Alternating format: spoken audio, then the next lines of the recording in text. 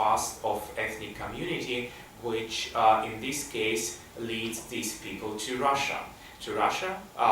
In media content, in advertisements, in entertainment culture, in following the, let's say, public image of Putin, because what they see in Russia is the revival of another simulacrum of glorious empire, of a strong state which actually can be developed in case the civic society is, let's say, put away or somehow disabled. There are even researchers, mainly from Anglo-Saxon tradition, who state that war condition is the only period in Russia where power listens to the civic society. This has been in different conflicts in the 16th and 17th century, during the Napoleonic Wars and during the Second World War.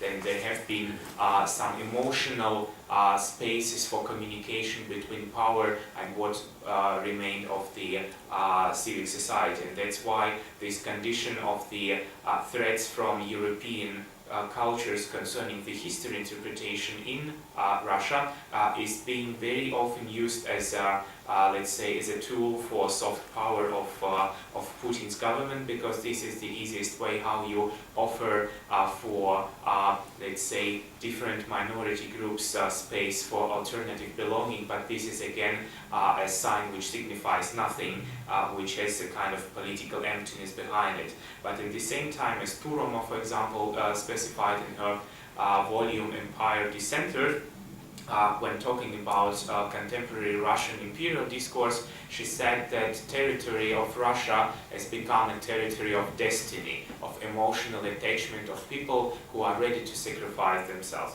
And this is actually how you can try to expand your empire to people whom you would like to protect from new national governments, who in this case become nationalistic. And the revival of the national states after the Soviet period can easily be interpreted as a kind of nationalistic threat to the community which was left behind, and we will now try to get all these people, and the idea of collecting Russian territories has been very stable in geopolitics of Russia in the imperial period, and also partly was realized in the Soviet period, also in entertainment culture. This becoming strong while you collect different groups and territories is one of the topoi of empire. Just have a look at the recent films about the Catherine II. This feminine person becomes masculine, she becomes Tsar, and actually in this function of masculine, she actually wins territories, because in this case, more territories means state which is stable, and losing territories means you are under threat because your community becomes weak. This connection between territory and community is vital, and that's why Turoma was actually a bit of emotional then, stating that Russia is obsessed by territory, which becomes the territory of destiny. So this was the way how I tried to interpret the simulacra, and these messages of strong state actually on the costs of the civic culture is quite attractive also for Latvian society, not only those of minorities, but also if we talk about the nationalistic discourse within Latvian political culture, Latvian ethnic culture, because actually democracy as pluralistic culture unfortunately is quite fragile in this region, and also in all regions of Europe now, when radicals are, let's say, coming more and more to power in different European countries, and democracy as pluralism, as long-lasting debate is quite uncomfortable for various political reasons, and that's why now this conflict in Ukraine has accelerated the ideas of easy thinking, easy living, and easy imagining yourself as a part of powerful empire. Because actually the imperial discourse is not only for geopolitical reasons, it is also for internal Russian policy, because unfortunately I'm not an economist, but as far as I can follow these issues, Russian economy experiencing actually a very deep crisis. It was not restructured. It is not, let's say, a society of high technologies. It is mainly dependent on natural resources. It has based the whole system of social support and some kind of privileges for different groups based on the prices of gas and oil. So this is actually the society which is very unstable within itself. So that's why the imperial discourse has two directions. On the one hand, to try to revive this imperial, let's say, foreign policy aspect, because empire without strong foreign policy loses its imperial glory. And on the other hand, this imperial message is actually aimed at the internal groups. This is how you can create a society with dichotomic ideas of what is right and what is wrong.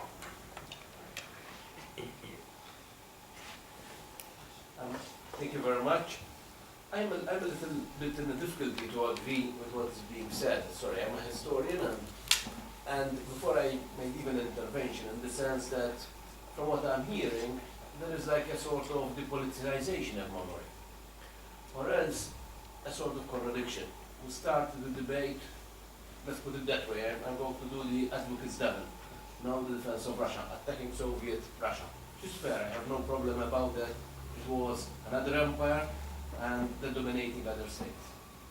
Then we ended up attacking again Russia, saying that now Russia has the value of the family and she's attacking diversity. If you want human rights, if you want the concept of not tolerating gay marriages, if you want, and all these concepts which are associated today with an element of Europeanness.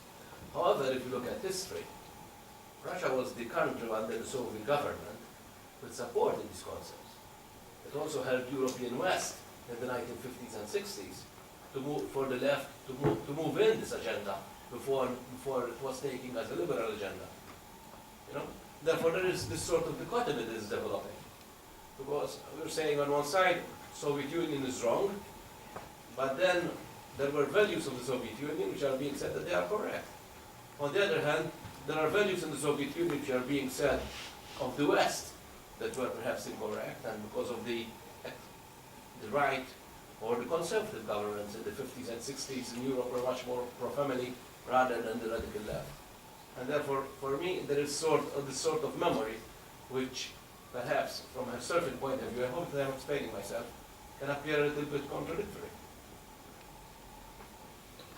I'm not sure if I got what you were arguing for. I mean, what kind of ideas were no, just wanted to understand what kind of values, Soviet values, were, so to say, exported to the West. They were financed. For example, when Italy was doing the financing divorce and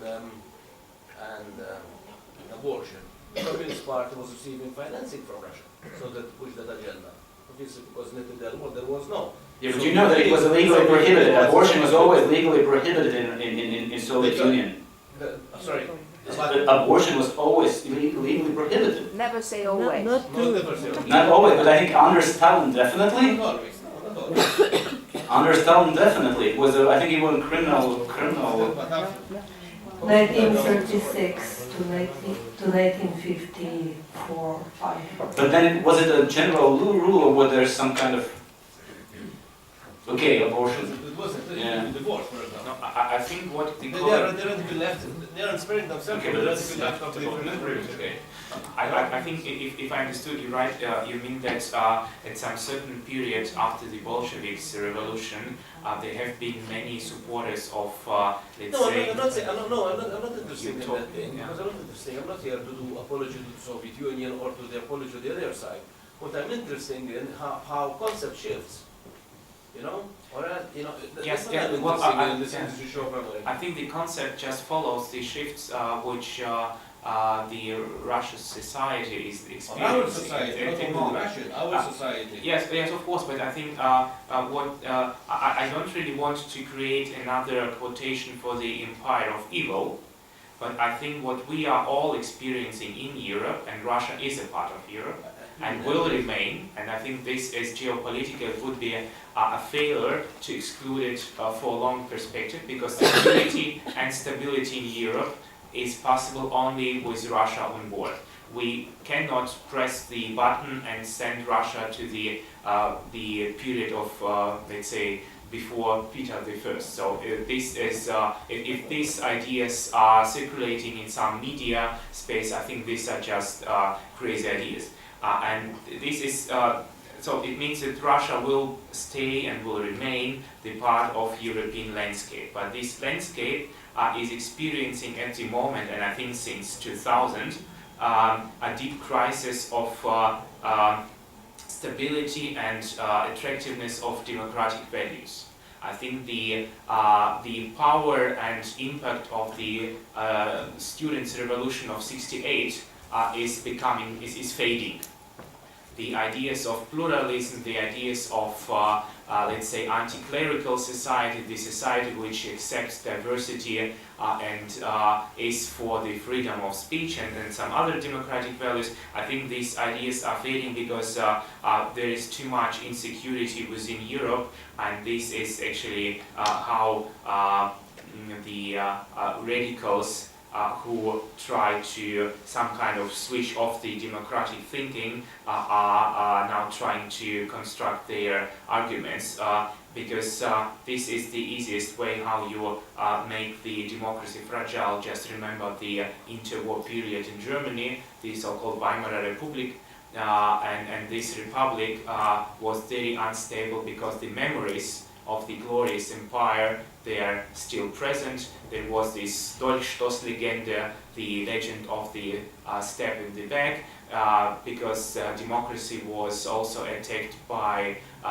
radical rights and radical left, and this is how you create this fragile political atmosphere. And I think Russia at the moment trying to let's say recreate the idea of strong state again repeats the same failure, the same mistake. It uses the civic liberties and freedoms to create a cohesive society, and this is not the way how you make it long-lasting, because this will be then the society of post-democratic culture. And unfortunately, this example of trying to solve the instability problems very quickly is quite attractive also for other European countries, and I think more and more political leaders will find this example to be worth following, and that's why I'm not trying to say that. I think we're moving a little bit out of the issue of memory here.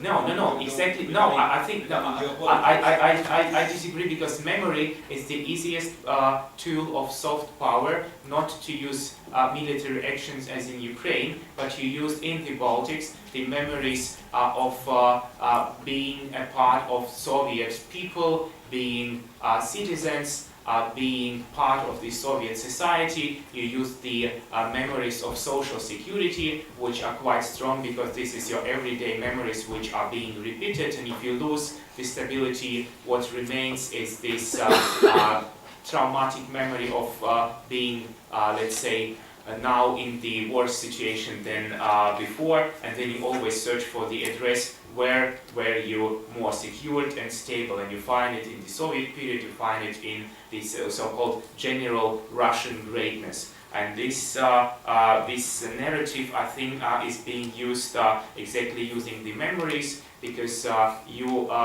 if we talk about the post-colonial paradigm, if we accepted Soviet Union was an empire, then post-colonial situation in the Baltics means that memories are still, let's say, agents of post-colonial culture. You abuse memories, you colonize memories, again you recolonize memories in the societies in which 25 years have been spent in vain trying to, or not trying to, create a common space of memories, and this is where critical thinking stops, because memory helps you to be, let's say, stable within some kind of idea of belonging. And I think if you also take into account the consumer society, this is how you actually create new tools for, let's say, access to this glorious past. I have already mentioned some of the films.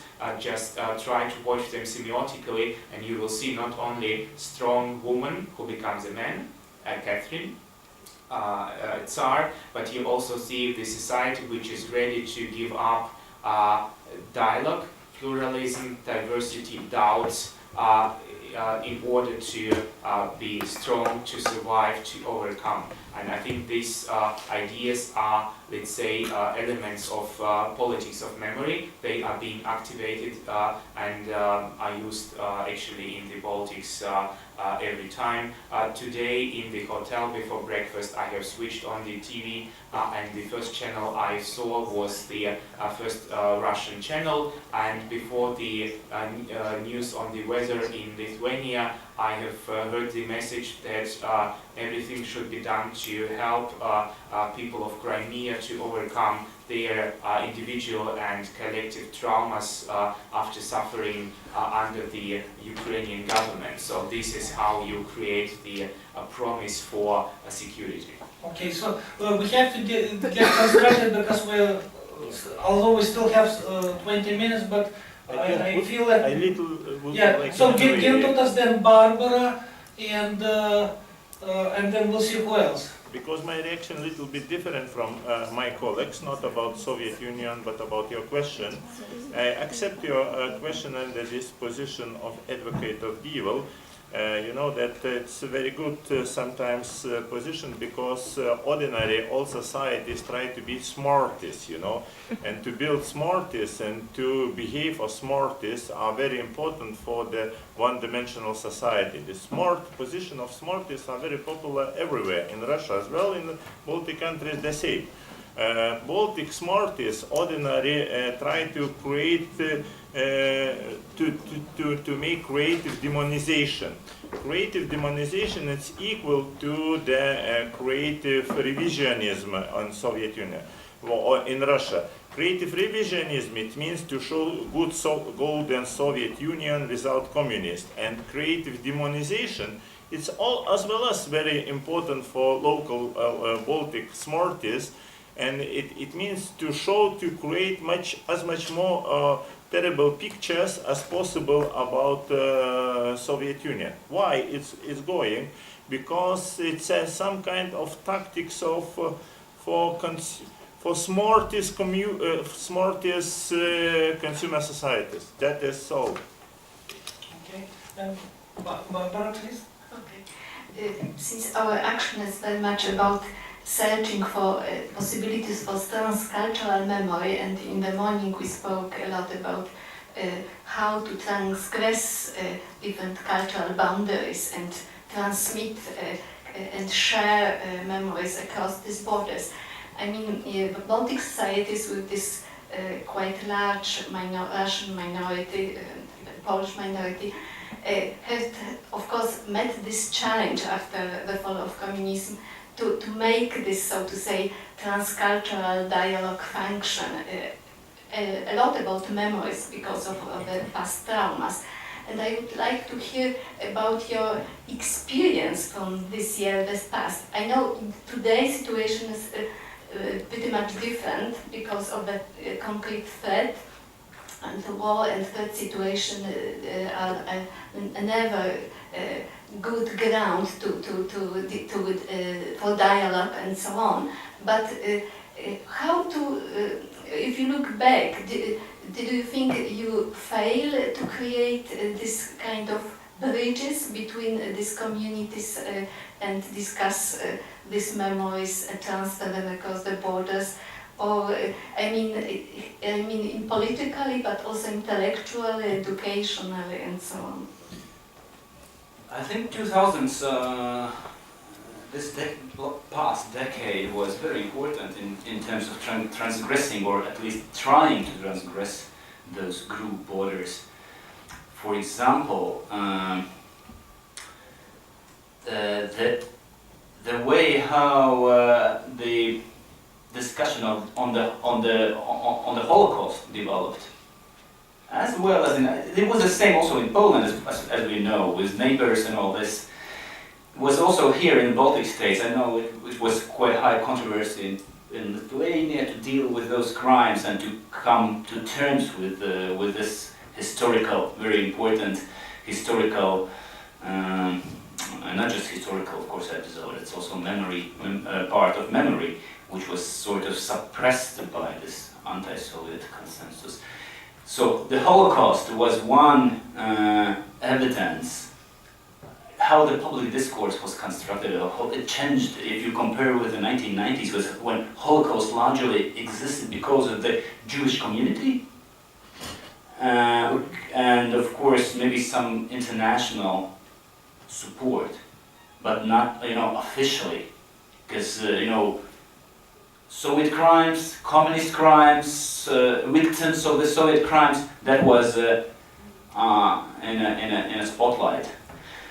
So, in terms of Russian speakers, which includes 4% Ukrainians, 3% Belarusians, 2% Poles, and 27% Russians. So Russian speakers means that we failed, I think. And we failed, and now I'm using this collective as I'm identifying that we failed as a country to transgress these borders between a large minority and between the core nation in terms of how to understand the Soviet period and the World War II. And actually, if you really want to be very frank, all the 20th century, including also the collapse of the Soviet Union, how to understand that, whether it was really a triumph of democracy, or, as we know, as a classic said, a great tragedy, geopolitical tragedy, yes, how it was, I don't remember the precise quotation. There we failed, but just to look for excuse, of course we failed because it was a very ethnocentric approach in terms of memory politics, not trying to show, for example, if we speak about anti-Soviet paradigm, state failed to find semiotic places, if you like, for Russian speakers, how they could identify with this anti-Soviet, anti-communist narrative, because it was so exclusionary. See what I mean? It was so ethnocentric and exclusionary that we Latvians were the ones who suffered from the Soviets, although, many Russian intellectuals were also exiled to Siberia, after all. So, but then, to look for one excuse, you always have to keep in mind that there was another counterpart in this game, and it's Russia.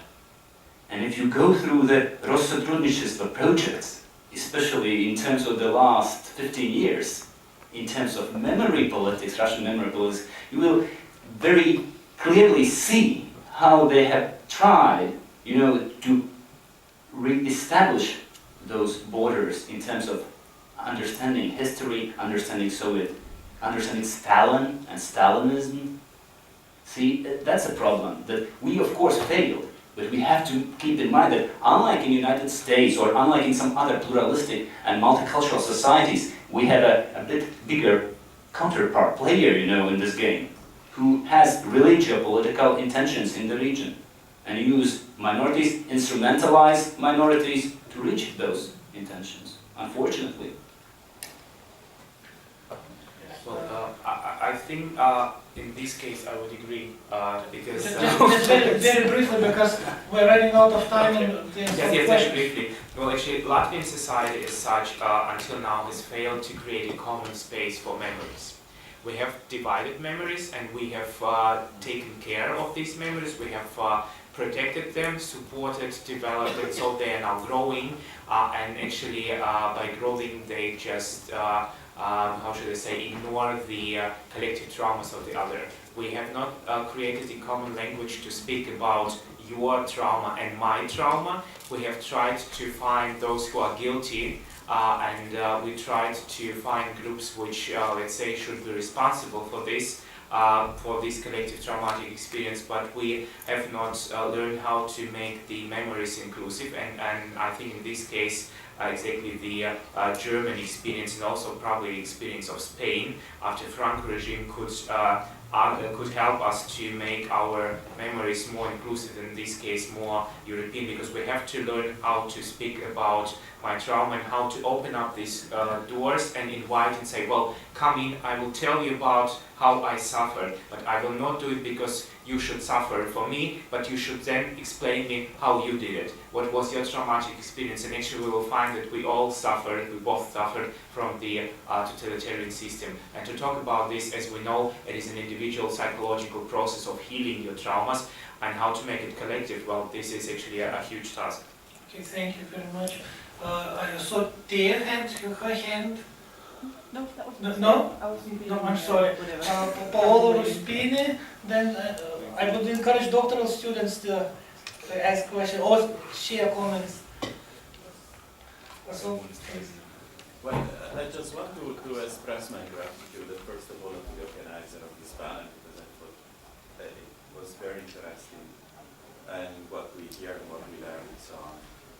And if I think about some of the discussion, particularly from Mr. Hanovs, we have a very pessimistic scenario going on, but which actually I share, because you open the discussion from the Baltics, but then you enlarge the discussion, you extended it to the current situation all over Europe, particularly as far the way minorities are treated, and the general discourse, which is related obviously to memory that we are listening to in different countries. So we need to be quite we need to pay some good attention to what's going on. And then as far memories and so on, and as far the Baltic situation, I think that you also raise it, the educational challenge, particularly as far the younger generation and the way they are ignoring the recent past. And I think there is really a need to make a correct transfer of memory in intergenerational fashion, including minority majorities. Mr. Kaprans was talking about instrumentalizing the minority, but at the same time we can also say instrumentalizing the majority as well in the way the discourse is switching. And then also coming back to you and to what you were saying, that there is also an urgent need for a post-Gulag discourse.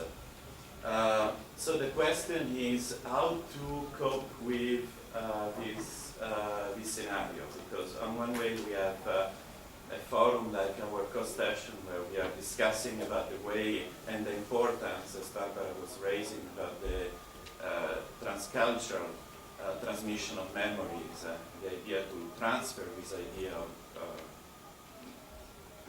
looking at memory as a sense of belonging and not something fixed, but something that includes also multiple identities, multiple belonging, hybridism and so on.